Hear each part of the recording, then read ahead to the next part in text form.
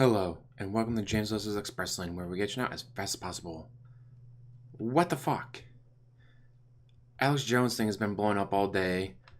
I've heard of him before. I've seen his quotes. I've heard his rants going on about the gay frogs and how every single mass shooting in history was a cover by the government for the aliens. Like, this dude's fucking nuts. But turns out he's not just nuts. Oh, your children were shot and killed? No, they weren't. I'm going to send people to harass you. Actually happens. People who just lost their children now to deal with this nut job's fans attacking them, calling them in the middle of the night, sending them death threats. Because your little boy didn't really die in that shooting. It's all a conspiracy by the government. No, it's not. Their children die. He attacks them. His fans attack them. So then, finally, someone decided to stand up and sue him. So now he's suing them back. He's suing them and trying to make them pay for his legal bills. The only reason he has legal bills is because he's attacking the grieving parents of children who are lost in a fucking shooting. It's not just shootings. Boston Marathon? Oh, fuck the dead people. It's clearly a cover by the government. The government's up to something. What are they... Now, who is the government working for? Apparently they're working for aliens. This guy is fucking nuts.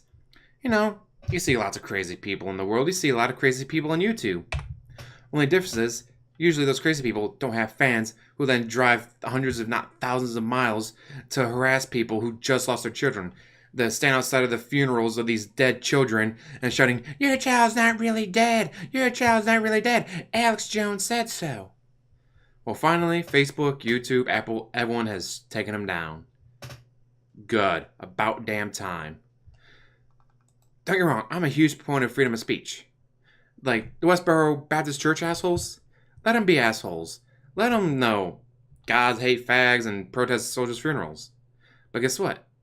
You can't show up and then, like, they show up, they stand outside the funerals, and they have their signs, they do, prayers and all that. Alright, whatever.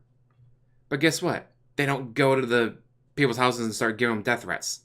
Like, it's insane to think that the Westboro Baptist assholes have more restraint than this guy does. Like, yeah, they show up to the funerals, but they don't go inside the funerals. They don't start shouting death threats at the people. No. They show up, have their God hates fags signs, and then do, prayer courses and all that. They don't do death threats. Unlike Alex Jones and his cult. They do death threats. They show up at the people's homes. Like, dude, I get it. You're fucking nuts.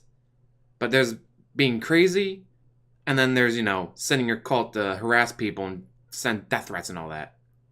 So yes, because of the death threats, because of him always going after the grieving parents of little kids who just gotten killed in a mass shooting, Apple, Facebook, YouTube have finally shut him down.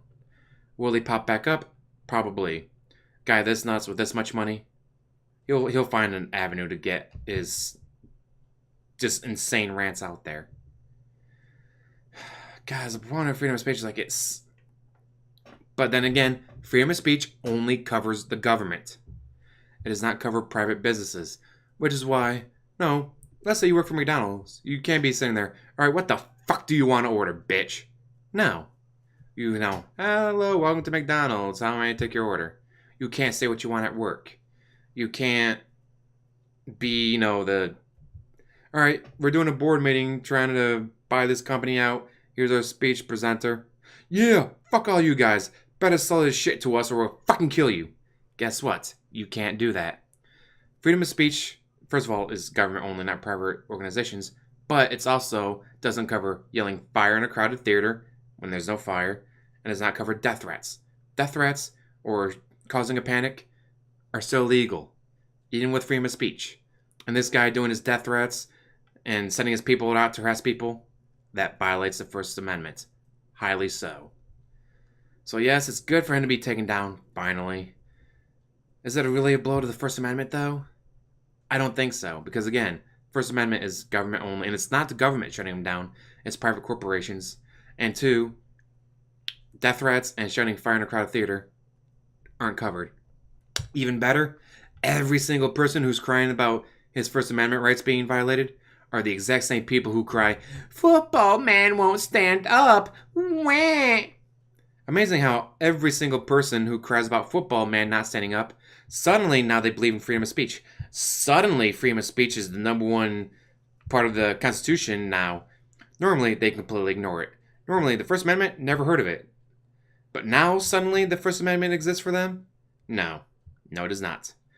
And with the NFL thing, again, NFL is private organization. Big issue there, though, is that Donald Trump was like, hey, Roger Goodell, make him stop doing that.